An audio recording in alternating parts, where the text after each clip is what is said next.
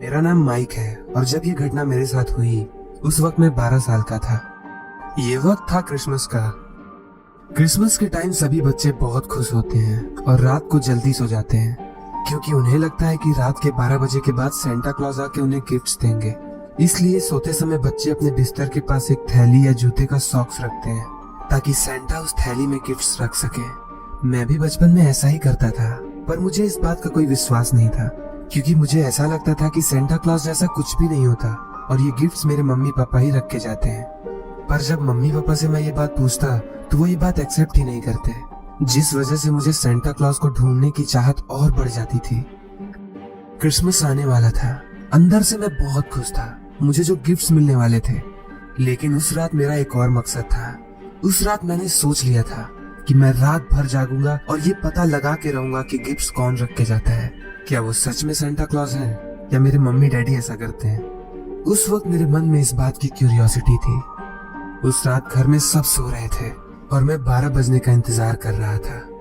मैं अंदर से बहुत एक्साइटेड था।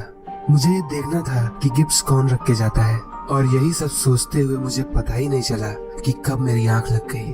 अभी कुछ वक्त ही बीता था कि कुछ आवाजें सुनकर मेरी नींद खुल गई।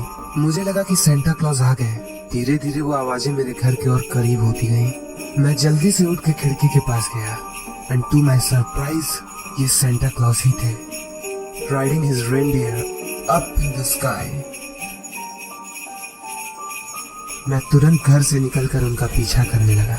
मुझे पता था कि वो किसी न किसी के घर जरूर रुकेंगे और तब मैं उन्हें वहां रोक लूंगा। मुझे उनका पीछा करते करते लगभग 15 मिनट हो चुके थे, लेकिन कुछ दूर बाद अचानक वो आसमान में गायब हो गए। He was just vanished in the horizon.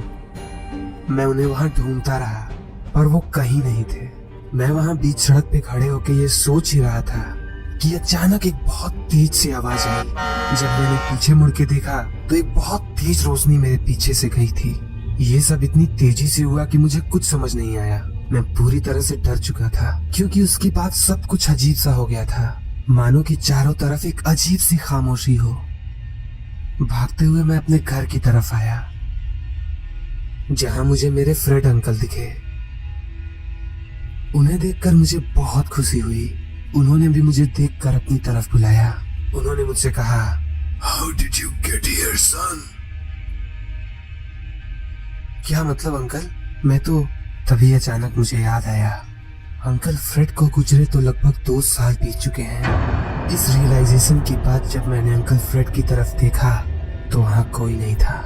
वहाँ पूरे माहौल में एक अजीब सी ठंडक थी, एक निर्जीव सा एहसास, ठंडा। तभी वहाँ मेरी तरफ एक बूढ़ा शराबी आया। उसने मुझे ध्यान से देखा और मुझे एक क्रिसमस गिफ्ट बॉक्स बढ़ाते हुए बोला, ये लो बेटे, सेंटा क्लॉज की तरफ से एक गिफ्ट। मैंने तुरंत गिफ्ट लेके उनसे पूछा, पर सेंटा क्लॉज है कहाँ? क्या वो सच में है? इस पर वो शराबी हंसकर बोला, वहाँ ऊपर देखो। जब मैंने ऊपर देखा तो वहाँ सेंटा क्लॉज अपने रेनडियर पे सवार होकर जा रहे थे।